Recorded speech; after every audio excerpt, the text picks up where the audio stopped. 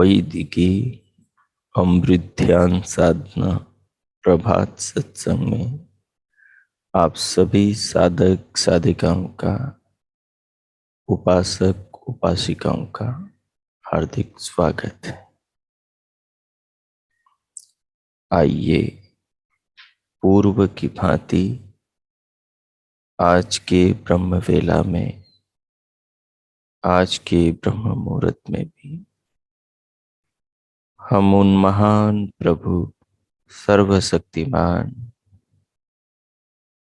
सर्वज्ञ, सर्वपिता, सच्चिदानंद स्वरूप परमेश्वर का जीवन में, जगत में, संसार और शरीर में चिंतन करते हुए उनके किए उपकारों को अनुभव करते हुए संसार में उनके रचनाओं में उनकी महिमा को देखते, विचारते, महसूस, समझते हुए उन महान प्रभु के प्रति अपने हृदय में आदर, श्रद्धा, भक्ति, आस्था के भाव जगाएं, जिससे हमारा हृदय पावन हो, हमारा मन, हमारा मस्तिष्क, हमारी देह सात्विक हो, हमारा अंतःकरण निर्मल और चित्त स्थिर हो। वे भगवान हमारे अंदर, बाहर, ऊपर, नीचे, आगे, पीछे, संपूर्ण संसार में सर्पीरिवार्पितम क्षीरे, जैसे दूध में घृत दूध के कण कण में समाया है, उसी प्रकार वे विधाता जगत के एक एक कण में समाया है। वे भगवान जगत की एक एक वस्तु में समाये हैं।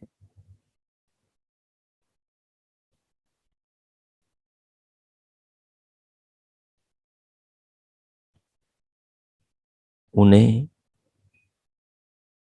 उन्हीं पदार्थों में अनुभव किया जा सकता है, उन्हें उनकी रचनाओं से जाना जा सकता है। प्रभु का स्वरूप इंद्रिय गोचर, दृष्टि गोचर, चक्षु गोचर नहीं है कि उन्हें हम नेत्रों से देख सके।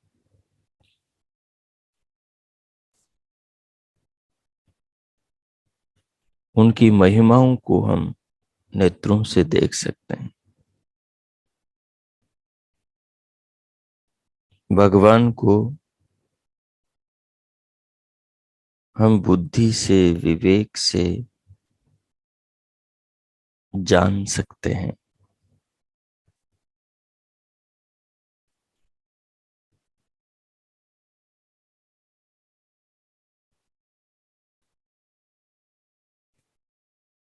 भगवान को जान सकते हैं और हम स्वयं को भी जान सकते हैं। जब हम स्वयं को जानेंगे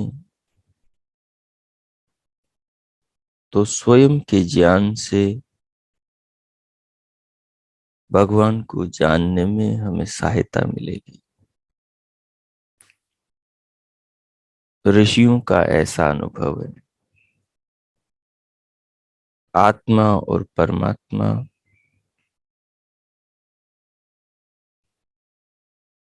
दोनों चेतन है। आत्मा अल्पज्य और परमात्मा सर्वज्ञ, परंतु चेतना दोनों की एक जैसी। ये भी चेतन है, वो भी चेतन है।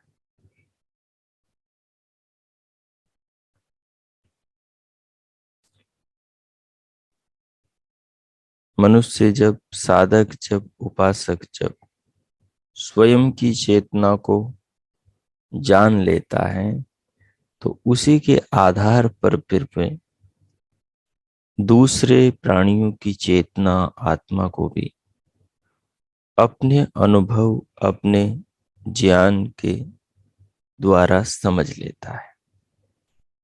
उसी तल पर फिर वो परमात्म चेतना, विश्व चेतना को भी समझने लगता है।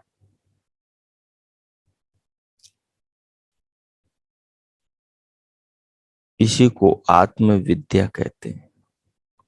आत्मा को जानने की जो विद्या है वही आत्म विद्या है। आत्मा को जानने का जो ज्ञान है वही आत्म ज्ञान, आत्म विद्या है। आत्मा को खोजने की जो विद्या है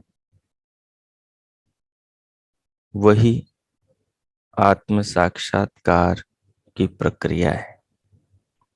आत्म साक्षात्कार की प्रक्रिया ही आत्म विद्या, उपनिषद विद्या, अध्यात्म विद्या है। तो पहले आत्मा को अनुभव किया जाता है। जब आत्मा की अनुभूति होने लगती है, आत्मा समझ में आने लगता है, तो फिर वो परमात्मा समझ में आता है, जो परमात्मा संपूर्ण संसार में दूध में घृत की भांति समाया हुआ है। सारे विश्व का, सृष्टि के कण कण का जो नियामक, नियंता है, जिसने सबको अपनी व्यवस्था और नियमों में बांध रखा है और संचालित कर रहा है।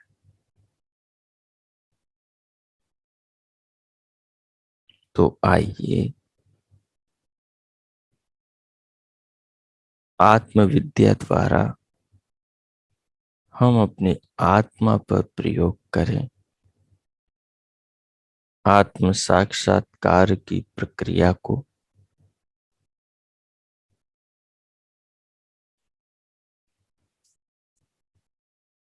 अपने चिंतन में लाएं, प्रयोग में लाएं।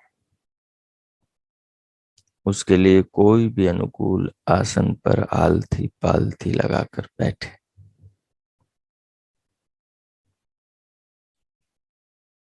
कमर, पीठ और गर्दन को सीधा रखें, परंतु सहज रखें। दोनों हथेलियों को गोद में रख लें।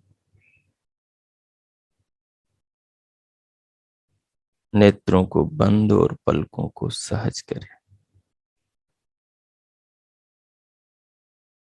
तदुपरांत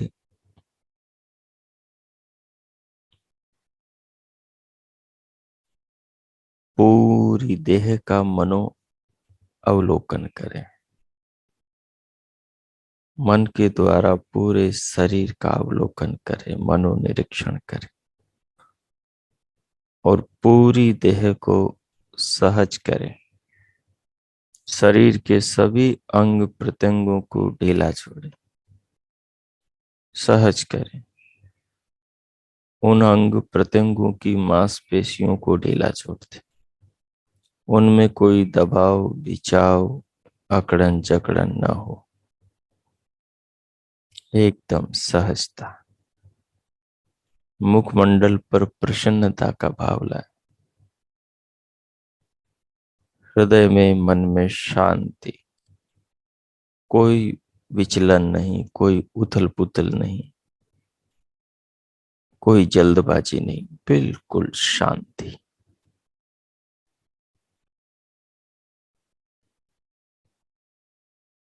तदुपरांत बाहर से भीतर धीरे धीरे श्वास को लंबा गहरा करते हुए लेते हुए अनुभव करें।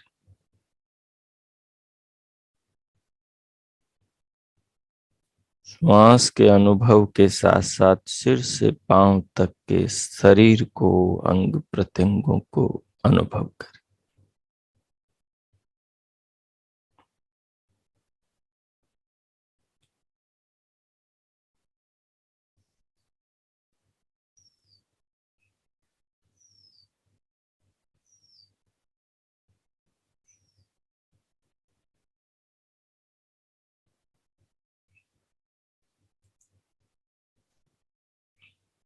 3-4 बार इसी प्रक्रिया को दोहराएं। दोहराते दोहराते जैसे ही दोनों कानों के आकाश में दिव्य नाद सुनाई दे, मन को बीच बीच में दिव्य नाद पर लगाएं। दोनों कानों के आकाश में लगाएं। दिव्य नाद सुनाई देगा। श्वास को धीरे धीरे लेते और उसे अनुभव करते, उसके साथ पूरी देह को अनुभव करते हुए फिर दिव्यनाथ को भी इसके साथ साथ सुने। मन को काक तालु पर, कंठ के अंदर लटके हुए काक तालु पर लगाएं और होठों के ऊपर से ब्रह्मरंध्र के बीच तक का जो वृत्त है, इसमें दिव्य प्रकाश को देखें। तो इन 4-5 चीजों को एक साथ करते हुए मन की बहुत तीव्र गति, वो पल भर में इधर पल भर में उधर चला जाएगा और सबको क्रम से साधेगा, लेकिन आपको लगेगा कि जैसे एक साथ सब हो रहा है। तो इस प्रकार श्वास के अनुभव को करते हुए श्वास के अनुभव करने वाले स्वयं के आत्मा स्वयं पर भी फोकस करेंगे।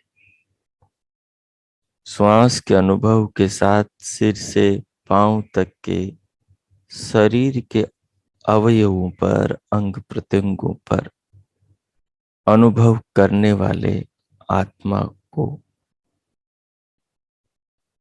अनुभविता आत्मा को अनुभव महसूस करेंगे, उस पर भी ध्यान देंगे। दिव्यनाथ को सुनने वाले स्वयं पर, दिव्य प्रकाश को देखते हुए देखने वाले स्वयं पर भी फोकस करेंगे। इस प्रकार इन बातों को साधते हुए, समझते हुए 4-5 मिनट ये प्रयोग करें आप। मैं मौन होता हूं, बिल्कुल शांत रहते हुए, बिल्कुल धैर्य के साथ बिल्कुल कोई जल्दबाजी न करें। अनुभव के साथ में यह प्रयोग करें। बहुत विचार में नहीं जाना। यदि ज्यादा सोच विचार में पड़ गए तो फिर आपको अनुभूति कुछ नहीं होगी। इसलिए अभी विचार में नहीं जाना। जो बिंदु बताए उन बिंदु पर अनुभव करना। मन को अनुभूति में लगाना, विचार में मत लगने देना। ओ कीजिए।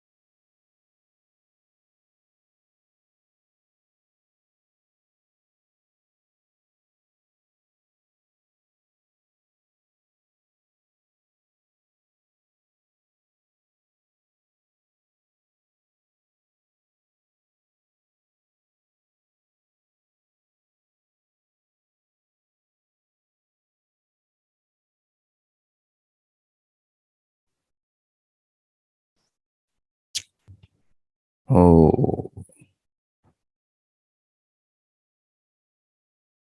ओ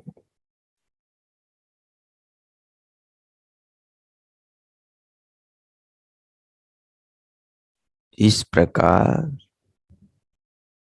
आत्मविद्या का, आत्मज्ञान का, आत्मविद्या की प्रक्रिया के द्वारा आत्मानुभव करने के प्रयास को करते हुए जो भी समझ में आया है कि श्वास को बाहर से भीतर लेते हुए अनुभव करने वाला इस शरीर में कौन है, जिसे अनुभव करते हुए आपने जाना कि यह अनुभव शरीर में मैं कर रहा हूं। एक होता है ज्ञान के द्वारा, चिंतन करके, तर्क के द्वारा, युक्ति के द्वारा, प्रमाण के द्वारा परीक्षा करना कि नहीं, शरीर में अनुभव करने वाला तो केवल चेतन है, वही अनुभव कर सकता है। ये शास्त्रीय बात हो गई। लेकिन एक दूसरी बात है कि अनुभव करके जानना, अनुभूति से जानना कि हाँ, ये अनुभव शरीर में किसने किया। तो श्वास को अनुभव करते हुए आपने जाना कि श्वास को अनुभव मैंने किया। ये आत्मविद्या की प्रक्रिया है, ये अनुभव करने की पद्धति है कि श्वास को मैं अनुभव कर रहा हूं। अनुभव करने वाला जो है उसका ये भी साथ में अनुभव हो रहा है कि ये अनुभव करने वाला न तो स्त्री है न पुरुष है। इस पर आप ध्यान देंगे तो अनुभव के क्षणों में ये बात, भीतर से ये ज्ञान, भीतर से ये बोध उठेगा कि अनुभव करने वाला जो है वो अनुभव करने वाला शरीर नहीं है। शरीर का अनुभव करने वाला शरीर से अलग। अनुभव केवल चेतन कर सकता है। ये शरीर में इस बात को आप अनुभव करके प्रमाणित कर रहे हो। बिना ज्ञान के, अर्थात आत्मविद्या के, अर्थात ब्रह्म विद्या के, अर्थात आध्यात्मिक विद्या, शास्त्रीय विद्या, जिन महर्षियों ने, जिन सिद्धों ने, मुनियों ने, ऋषियों ने, ऋषिकाओं ने, तत्वदर्शियों ने विधाता की वेद विद्या का पान किया है, जीवन में उसे जिया है और तदनुसार स्वयं को, जगत को, विश्व को जाना, समझा और अनुभव किया है, उन्होंने उन सारी पद्धति को हमें बताया है। उस पद्धति का जो अनुसरण है, अनुकरण है, तदनुसार भीतर की खोज है, उस खोज से भी वही बातें निकल कर आती हैं जो उन्होंने किया है। तो इससे ये स्पष्ट होता है कि उनकी अपनी बात, उनकी अपनी अनुभूति, उनका और अपना चिंतन मिल रहा है। मतलब हम सही दिशा में चले जा रहे हैं, हम सही दिशा में, साधना की दिशा में प्रगति कर रहे हैं। तो श्वास लेते हुए जो अनुभव करने वाला शरीर में अनुभविता आत्मा है, जो अनुभविता है वही आत्मा है। उसी को आत्म संज्ञा से, आत्म शब्द से पुकारा जाता है, उसके साथ आत्म संज्ञा से व्यवहार किया जाता है।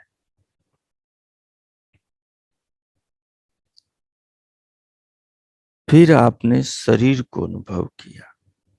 जब श्वास ले रहे थे तो खोपड़ी से लेकर पांव के तलुओं तक का जो शरीर है, इसके बीच के जो अंग प्रत्यंग है, जहां जहां भी आपका ध्यान, आपका मन गया होगा, वहां का आपको अनुभव हुआ होगा। तो उस अनुभव को भीतर करने वाला जो है, वो आत्मा है। आप एक हाथ को उठाकर दूसरे हाथ को छुएंगे, तो जो त्वचा का त्वचा से जो स्पर्श हुआ, और उस स्पर्श से जो वहां तरंग उत्पन्न हुई, और वो तरंग जो चित्त में मन द्वारा पहुंची, और जो चित्त उस तरंग से तरंगित हुआ, तो तरंगित उस चित्त को आत्मा ने जाना। चित्त में पड़ी उस तरंग को आत्मा ने जाना। जैसे जैसे एक पानी का बड़ा पतीला, जिसमें पानी भरा है, पतीला बिल्कुल निस्तरंग है। निस्तरंग है, उसमें कोई तरंग नहीं है, उसे किसी ने छुआ या हिलाया नहीं है। तो आप क्या देखते हैं कि पतीले का जो पानी है, वो निस्तरंग है, और निस्तरंग उस पानी के भीतर, उस निस्तरंग पानी के भीतर का सब कुछ दिखाई दे रहा है। अब यदि उस पानी में कोई एक रंग की, लाल रंग की, रेड कलर की एक एक कण, एक चिमटी रंग उसमें डाल दें, तो फिर उस पूरे पानी में तरंग उठेगी। और वो तरंग कैसी होगी? लाल रंग की तरंग होगी। तो आप जानेंगे पानी में तरंग कौन सी उठी? लाल तरंग उठी।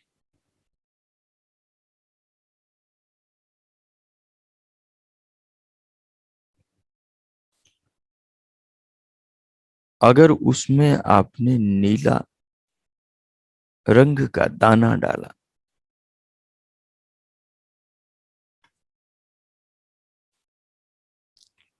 तो उसमें एक तरंग उठेगी नीले रंग की।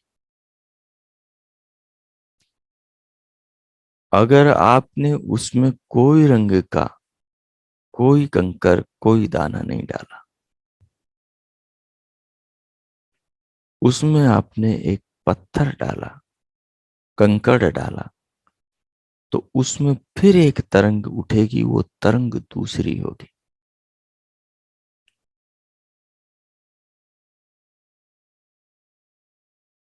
अगर उस पानी में आपने किसी चीज को हिलाया जोर से, तो फिर उस पानी में तरंग के साथ ध्वनि भी उठेगी।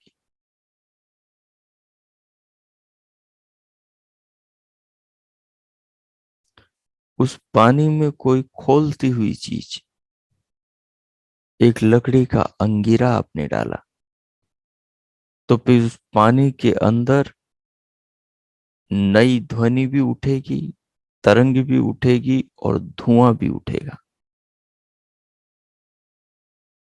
ये अलग अलग प्रयोगों से पानी के उस पतीले में जो अलग अलग तरंगे उठ रही हैं, उनको आप समझ रहे हैं। ऐसे ही जिस जिस अंग पर मन जाता है, उस अंग की अनुभूति की तरंग अलग अलग होती है। शब्द की तरंग अलग होगी, प्रकाश की तरंग अलग होगी, रस की, रसना की तरंग अलग होगी, स्वाद की, गंध की, दिव्य गंध की तरंग अलग होगी, स्पर्श की तरंग अलग होगी। एक आदमी के शब्द की तरंग दूसरे आदमी के शब्द की तरंग से अलग होगी। एक आदमी के रूप की तरंग से दूसरे आदमी के रूप की तरंग, एक वस्तु के आकार की तरंग से दूसरी वस्तु के आकार की तरंग, एक पेड़ की बनावट की तरंग से दूसरे पेड़ की बनावट की तरंग अलग होगी। एक मिठाई के स्वाद की तरंग से दूसरी मिठाई के स्वाद की तरंग अलग होगी। शरबत के स्वाद की तरंग अलग होगी, पानी के स्वाद की तरंग अलग होगी, दूध के स्वाद की तरंग अलग होगी, तेल के स्वाद की तरंग अलग होगी, दही की स्वाद की तरंग अलग होगी, लस्सी मट्ठे के स्वाद की तरंग अलग होगी। अलग अलग शाकों, सब्जियों, पकवानों की तरंगे अलग अलग होगी। वो अलग अलग तरंगे इंद्रिय से उठेगी, मन के द्वारा चित्त में पहुंचेगी, चित्त को तरंगित करेगी और उन अलग अलग तरंगों को आत्मा जानेगा और अलग अलग उनके अनुभव होंगे। ऐसे ही गंध की तरंगी, गुलाब की गंध की तरंग अलग होगी, मोगरे के सुगंध की तरंग अलग होगी, दुर्गंध की तरंग अलग होगी, केवड़े की तरंग अलग होगी, मालती के, चंपा के, चमेली के तरंग, खुशबू की तरंग अलग होगी,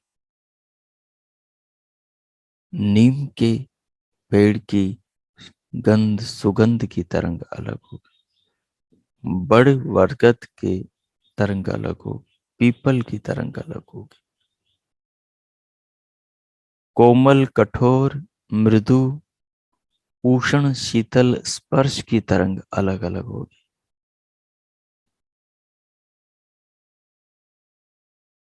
सब तरंगे अलग होंगी। जैसे ये इंद्रियों से तरंगे अलग हो रही है, वैसे ही जो संस्कारों में संस्कार हैं चित्त में, उन संस्कारों से जो वृत्तियां बनती हैं, उन वृत्तियों में जो चिंतन चलता है, वो चिंतन की तरंगे भी अलग अलग होती। चिंतन की तरंगे भी अलग अलग होती। अगर आप अपने पिता का चिंतन कर रहे हो तो पिता के चिंतन की तरंग मन में चित्त में अलग उठेगी। पिता से संबंधित जितना डाटा है चित्त में, वो सारा डाटा, वो सारी स्मृतियां इकट्ठी हो जाएगी, क्रम से चलेगी। अगर माता के चिंतन में डूबे हो, चित्त में माता का चिंतन चल रहा है, तो माँ से संबंधित तरंगे चलेगी। उन तरंगों से बारी बारी से माँ के साथ में जुड़े सारे पल, सारी स्मृतियां, सारी यादें अलग अलग तरंगे प्रस्तुत करेगी।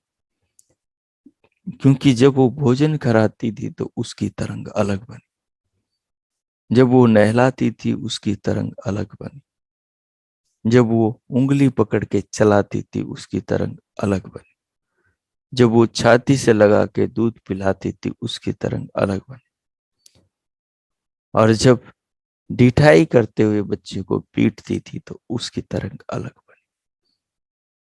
ऐसे ही अनुभव पिता के साथ, पिता की गोद में घूमे थे, उसकी तरंग अलग उठेगी।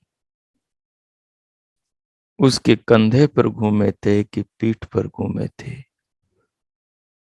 बाजार घूमे थे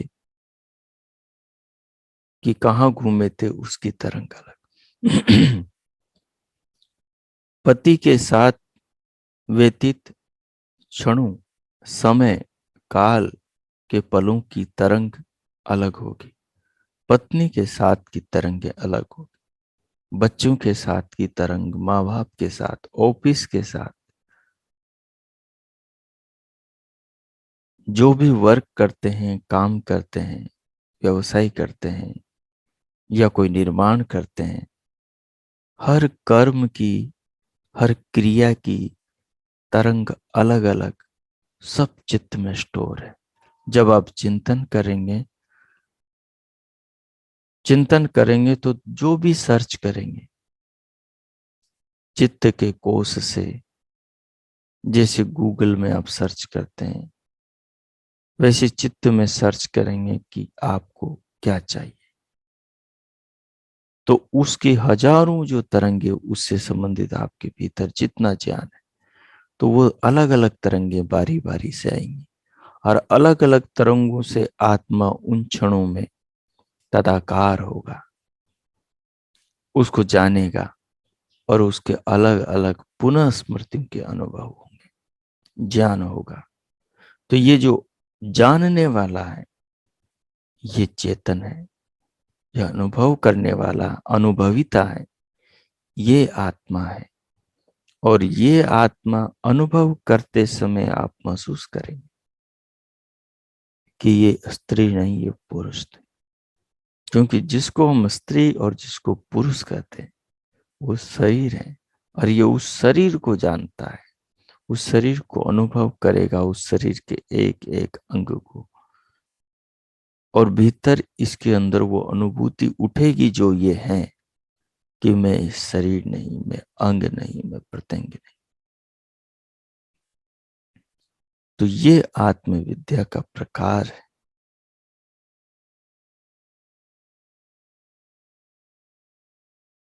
तो अब जो मैंने आपको अभी कहा, इस पर 2 मिनट, 2-3 मिनट और भी अपने आप को एकाग्रचित करें। 4-5 मिनट तक करें, ये प्रयोग फिर से करें। जो अभी कहा इन बिंदुओं पर काम करें और समझने का प्रयास करें कि जो शरीर में अनुभव करने वाला तत्व है वो तत्व शरीर में मैं हूं। थोपे नहीं, माने नहीं, रिसर्च करें, अनुसंधान करें। भीतर अनुभूति से जो ज्ञान उठेगा उस ज्ञान से ये बात प्रमाणित होगी, तब ठीक माना जाएगा।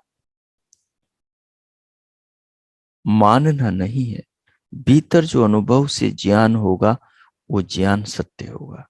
तो प्रयोग करें, मैं मौन होता हूं। 4-5 मिनट ये प्रयोग फिर करें। ओ कीजिए।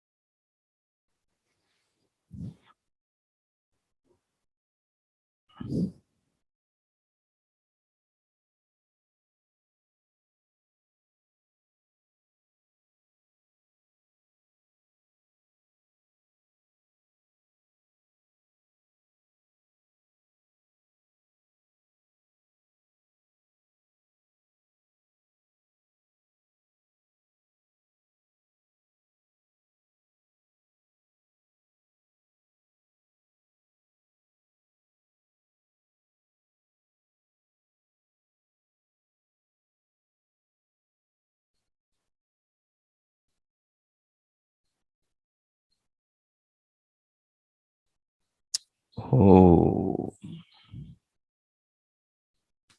हो। इस प्रकार आत्मविद्या इस पद्धति का प्रयोग करते हुए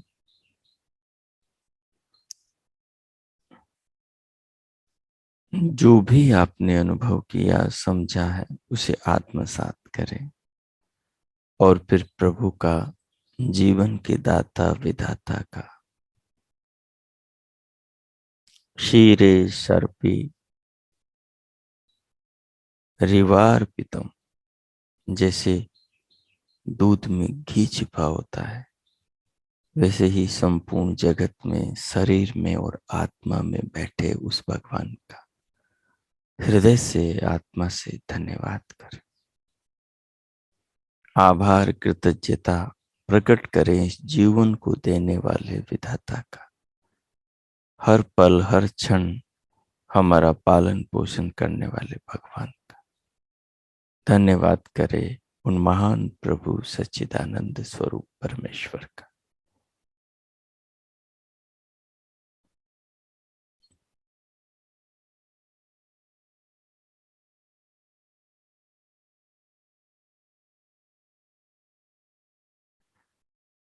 उनका धन्यवाद, उनके प्रति कृतज्ञता आभार प्रकट करते हुए आप शांति पाठ करेंगे। ओम ओम ओम। शांति शांति शांति। ओम। हो। आज का आप सबका दिन शुभ हो, मंगलमय हो। प्रभु सबका मंगल करें। सबके लिए बहुत बहुत शुभकामनाएं।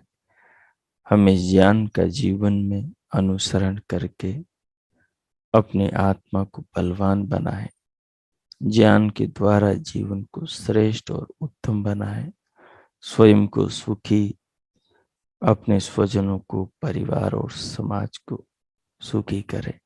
सबके लिए हम शिव बने, शिवा बने, कल्याणकारी बने। बहुत बहुत शुभकामनाएं। भगवान हम सबको वेद के मार्ग पर चलाएं और हमारे सबके जीवन को श्रेष्ठ बनने की प्रेरणा प्रदान करें। ओम इति ओम।